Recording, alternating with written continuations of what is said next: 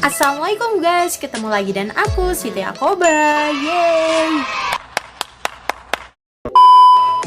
Assalamualaikum guys, sebelum nonton video ini jangan lupa klik tombol subscribe yang warna merah di bawah. Jangan lupa klik loncengnya juga ya. Selamat menonton. Di video kali ini aku mau share ke kalian tentang praktek kerja lapangan PKL atau biasa disebut dengan KP kerja praktek. So, buat kalian pasti penasaran banget apa yang mau aku sharing ke kalian. Tapi sebelumnya belum klik tombol subscribe yang warna merah di bawah, jangan lupa klik tombol subscribe yang sekarang juga ya. Dan jangan lupa klik loncengnya. BTW aku udah lama banget nggak sharing kayak gini ke kalian. Dan aku kasih tahu nama segmen ini adalah Sherba Sharing bareng Koba. Buat kalian yang punya ide atau nama yang kreatif, langsung aja tulis di kolom komentar dan aku akan buat di next video. 1 hour later. Jadi ini mendadak banget guys, aku mau sharing tentang PKL ini karena bentar lagi juga aku mau seminar proposal skripsi. Amin. Semoga diberi kemudahan untuk menuju wisuda ya guys. Dan karena apa? Karena PKL dengan skripsi sidang atau apa presentasi itu nggak bisa dijauhkan, saling berkesinambungan guys. Dan alhamdulillahnya aku deket banget jarak antara PKL, UTS, UAS sama mau sidang ini. Jadi groginya itu nggak terlalu meningkat.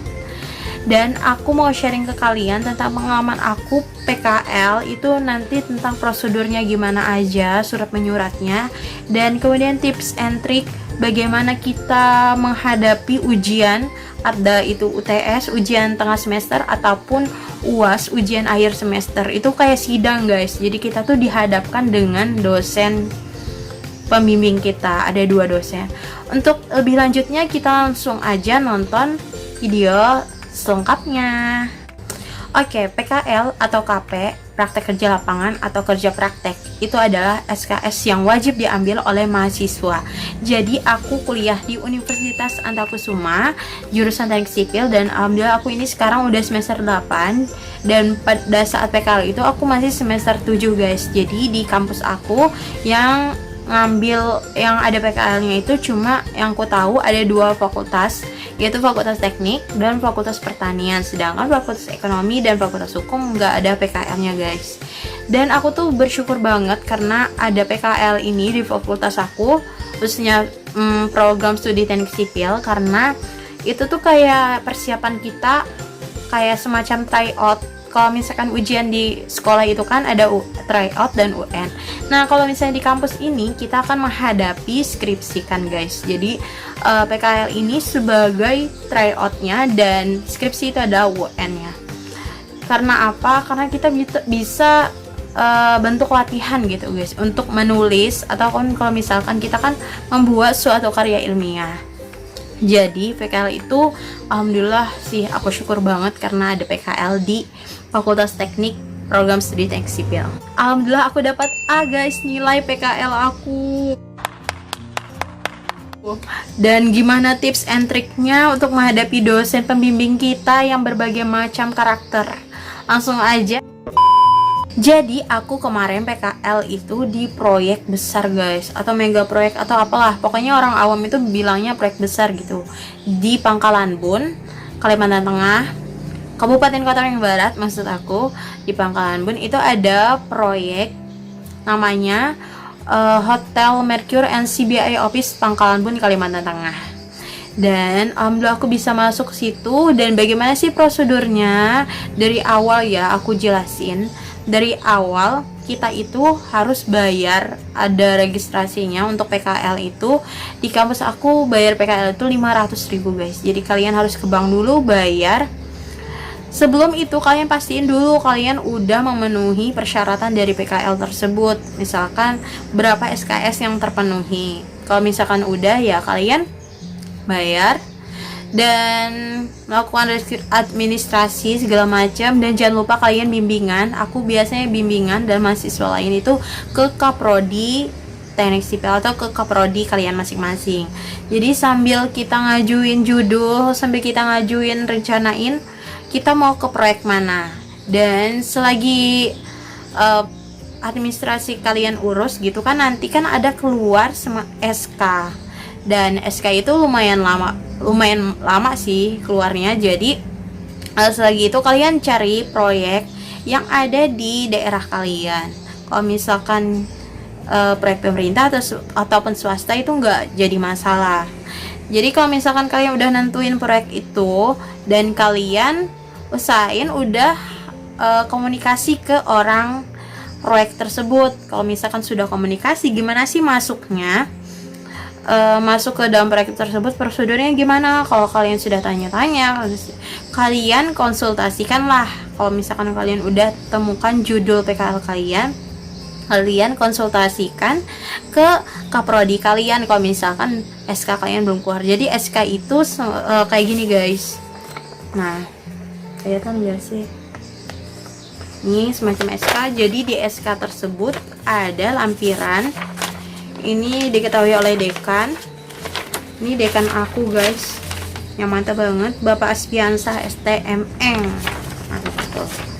Dan kemarin aku dapat dosen pembimbingnya. Yang pertama Ibu Tesniati STMT, dan yang kedua Bapak Agusti Raharjo STMT. Kayak gini guys. Nah, SK itu semacam kayak gini. Jadi penetapan dosen pembimbing kalian untuk praktek kerja lapangan. Dan untuk hasilnya itu jadi kayak gini. Ya, semacam skripsi yang udah aku bilang dari awal. Tuh ada namanya kan, Siti Alkoba. Judulnya itu aku bacain ya guys. Pekerjaan pembangunan Mercure Hotel and CBI Office Tower Pangkalan Bun, Kalimantan Tengah, tinjauan struktur kolom pada CBI Office Tower untuk memenuhi persyaratan akademik guna memperoleh gelar S1. Jadi ya semacam inilah guys. Aku kemarin ngopi ini sebanyak 3 rangkap. Jadi 2-nya buat kampus, buat perpustakaan juga, buat dekan. Nah, lumayan. Jadi prosedurnya kayak gitu guys. Jadi kalian udah nentuin tempatnya, judul kalian komunikasiin baik ke proyeknya ataupun ke kaprodi kalian. Kalau sudah SK pun udah keluar, jadi kalian bisa konsul tuh sama daspem kalian. Kalau misalkan kalian sudah nyusun bab 1, bab 2, bab 3, itu semacam proposal lah guys. Jadi istinya bab 1, bab 2, bab 3. Ini bentar aku mau buka ya. Nah, bab 1 ya pendahuluan, landasan teori, sama manajemen proyek. Kalau punya aku kayak gitu guys. Tergantung setiap kampus sih punya peraturan yang berbeda-beda menurut aku. Jadi tentuin dulu. Dan kalau misalkan SK kalian udah keluar, kemudian pedoman penulisan kalian pun sudah keluar, kalian udah mulai nyusun bab 1, bab 2, bab 3. Jangan nanti guys, karena itu pengalaman yang sebelum-sebelumnya. Kalau misalkan kalian tunda-tunda ngerjain bab 1, bab 2, bab 3, itu akan terlena ke depannya dan akan panjang banget proses kalian untuk PKL guys, dan menghabiskan waktu. Ya ampun, karena kalian tuh harus cepat. Habis PKL itu ada skripsi di semester berikutnya, jadi kalian harus semangat. Emang apa sih nggak boleh? Sombong amat. Kalau sudah kayak gitu guys, kalian juga jangan lupa untuk mencari referensi yang sebanyak-banyaknya, khususnya yang menuju ke judul kalian. Jadi kalian tuh cari judul yang ada penelitian sebelumnya, karena kalian tuh udah tahu prosedur kita kayak apa, langkah-langkahnya, step-stepnya udah tahu kayak gitu guys. Jadi kalau misalkannya baru, ya kan sekuensi kalian juga harus pintar-pintar untuk memberikan susunan-susunan untuk karya ilmiah. Itu kan PKL juga termasuk karya ilmiah. Dan bla bla bla bla bla. Aku mungkin sekitar 1 bulanan PKL. Kemudian aku sebelumnya kan aku bimbingan dulu kepada dosen pembimbing aku. Terus bimbingan revisi ya biasa lah ya. Setelah itu aku tibalah masa UTS. Dan itu kan baru pertama banget, sebelumnya belum pernah kayak di sidang kayak gitu guys. Jadi semacam di sidang. Jadi apa sih persiapan sebelum UTS? persiapannya adalah tanya-tanya ke kakak tingkat gimana sih karakter dari dosen itu, kan sebelum-sebelumnya udah pernah tuh. Dan kemudian kalian persiapkan diri kalian, yang terpenting adalah itu, siapkan, kuasai materi kalian, jangan menghafal tapi memahami apa konsep yang kalian ingin buat suatu penelitian tersebut. Dan pengalaman aku juga nih guys, jadi aku tuh suka banget yang mepet-mepet. Jadi besoknya aku UTS, malamnya baru buat PPT-nya, buat presentasi, dan itu menghambat waktu tidur aku, memotong, mengkat waktu tidur aku guys. Jadi itu kurang segar gitu, kurang fit pas besokan harinya. Kebetulan aku pagi banget guys, jadi UTS sama UASnya pagi dapat. Kalau teman-teman aku ada yang siang, ada yang sore, dan aku alhamdulillah ketemu pagi guys. Jadi ya itulah, jadi kalian itu kalau buat PPT atau presentasi, buat laporan itu sebelum jauh-jauh hari. Kalau bisa itu kan pada saat kita penyusunan proposal lagi, maksud aku penyusunan bab 1, bab 2, bab 3 itu, kalau misalnya sekiranya udah menjuru atau setengah ACC, nah kalian udah langsung buat tuh PPT-nya. Ini pengalaman aku juga buat nanti seminar proposal, walaupun belum ditentuin waktu seminarnya, aku udah buat atau lagi proses buat presentasinya biar nggak gelabakan. Soalnya kan kita harus persiapan juga snack segala macam, persiapan pemahaman materi, kemudian bagaimana mempresentasikan. Jadi kalian perlu banget persiapan jauh-jauh hari untuk UTS ataupun UASnya guys. Dan itu yang kalian harus persiapkan pada saat UTS. Jadi tadi persiapan diri kalian, cari info di luar kakak tingkat kalian tentang dospem itu seperti apa, dospem karakternya, dan itu sih intinya. Dan juga jangan lupa untuk berdoa guys, itu penting banget. Jadi aku UTS itu akhir November guys, kemudian UASnya itu awal Februari karena kepotong waktu liburan. Jadi kalau misalkan gak ada libur di akhir tahun itu, mungkin aku bisa mengkat waktunya, bisa memperpendek waktunya. Dan tibalah aku di hari UTS, dimana perasaan aku dak dikduk karena belum pernah sidang.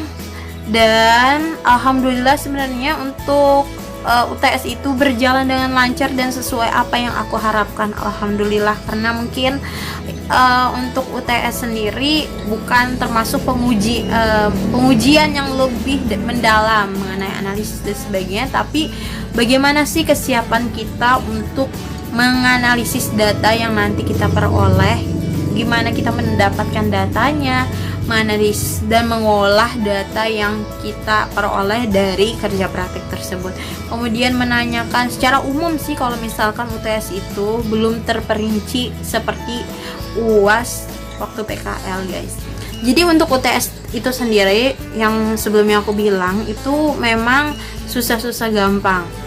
Jadi yang biasa ditanyakan oleh dosen itu adalah latar belakang kita. Kita harus perkuat latar belakang kita, kenapa kita mengambil tinjauan tersebut, kenapa kita mengambil kerja praktek di lokasi tersebut. Intinya dua itu guys. Jadi kalian harus persiapkan jawaban itu, karena itu pasti ada di pertanyaan UTS kalian. Kemudian selain itu paling pengoreksian penulisan ataupun gambar grafik dan sebagainya. Setelah itu yang biasa dosen tanyakan ketika kita UTS itu gimana sih nanti kita menganalisisnya. Misalkan aku nih teknik sipil, tentang kolom tadi aku menggunakan metode apa, misalkan SAP. Gimana sih kita menganalisis data di SAP tersebut, langkah-langkahnya seperti apa, itu langkah-langkah umumnya. Dan gimana gambaran kamu tentang kesimpulan nantinya, apa hasil yang kamu dapatkan pada saat selesai penelitian tersebut. Kayak gitu guys. Pokoknya kalau UTS tuh macam-macam lah, macam-macam dosen, macam-macam pertanyaan. Tapi sekiranya itu yang penting tuh kalian perkuat latar belakang kalian, mengapa kalian mengambil tinjauan tersebut, kemudian mengapa kalian mengambil lokasi tersebut, kemudian perbaiki penulisan, biasanya grafik dan sebagainya, dan metode-metode yang kalian gunakan, bagaimana cara menganalisisnya, dan tahapan-tahapan selanjutnya ataupun hasilnya. Kalian harus sudah punya gambaran tentang hasil penelitian yang akan kalian lakukan. Oke guys, setelah UTS nanti kita pasti dikasih revisian. Itu ada lembar asistensi guys, seperti ini. Bentar. Nah, lembar asistensi guys, itu ada dosen 1 ya, lumayan sih ya kan. Pokoknya kayak gitu, lembar asistensi ini mempermudahkan kita untuk mengingat apa saja kesalahan pada penulisan laporan tersebut. UTS sudah, kemudian kita berlanjut ke UAS. Wow, UAS. Seperti yang kalian bayangkan, UAS itu lebih parah daripada UTS guys. Jadi kalau UTS tuh umum-umumnya, standar-standarnya. Kalau UAS itu lebih menjuru. Jadi tips kalian, pada saat UAS kalian udah menguasai metode analisis kalian, kemudian hasil dari penelitian kalian itu seperti apa guys. Jadi kita dihadapin oleh dua dosen pembimbing guys. Dan dosen itu sebagai sekaligus penguji kita untuk laporan PKL kita. Pokoknya semacam skripsi gitu lah guys. Dan ini lebih parah guys.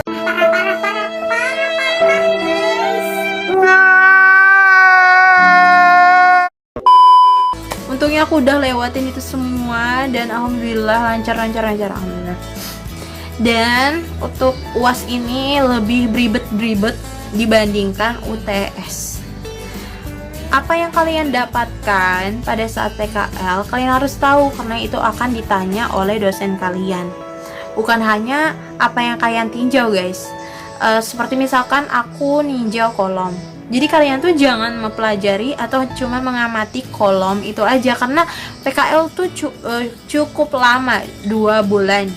Jadi kalian tuh bisa memperhatikan yang lain. Misalnya ada pemasangan tiang pancang, penulangan sambungan kolom balok, dan sebagainya. Jadi buat kalian, jangan cuma terpaku pada satu tinjauan. Dosen bisa aja nanyain ke kalian kemana-mana, pokoknya sekitaran proyek itu guys. Jadi pengerjaan itu. Dan kalian harus tahu nanti misalkan kalian meninjau suatu bangunan itu untuk apa, untuk berapa lantai, kemudian pokoknya sekitar informasi mengenai proyek tersebut. Dan pada saat UAS kita juga perlu presentasi guys, mungkin sekitar 10 menitan, sama seperti UTS 10-15 menit kita diberi waktu untuk presentasi. Jadi biasanya dosen nanya hasil apa yang kalian dapatkan setelah kalian melakukan penelitian tersebut. Misalkan kita menganalisa suatu struktur, kita tahu hasilnya itu seperti apa, misalnya tulangannya berapa, kemudian apa yang kita tinjau itu seperti apa, dan sebagainya. Pokoknya sekitar-kitaran mengenai laporan kalian. Tidak jauh dari itu, kalau pokoknya kalian harus mempelajari apa yang kalian tulis, jangan kopas. Apa yang kalian pahami, apa yang kalian tuangkan pemikiran kalian di laporan tersebut, kalian harus memahami ya guys. Jadi gampang kalau misalkan dosen nanya pada saat ujian akhir semester atau UAS. Oke guys, mungkin itu aja yang dapat aku sampaikan guys, dan aku mohon doanya. Semoga aku dipermudah untuk seminar proposal, karena ini lagi berduka, Indonesia lagi berduka karena ada virus corona. Semoga kita dijauhkan dari mara bahaya, malapetaka, mala bencana dan bala. Amin ya robbal alamin. Semoga kalian selalu sehat walafiat, dan jangan lupa hashtag di rumah aja, jangan kemana-mana. Kalau misalkan yang darurat baru kalian keluar, kalau misalkan tidak bisa diwakilkan, karena kan ini lagi di diliburkan, misalkan kuliah atau sekolah jadi kita tuh belajar di rumah gitu guys. Jadi kalian please jangan kemana-mana, jangan malah liburan keluar kota ataupun sebagainya.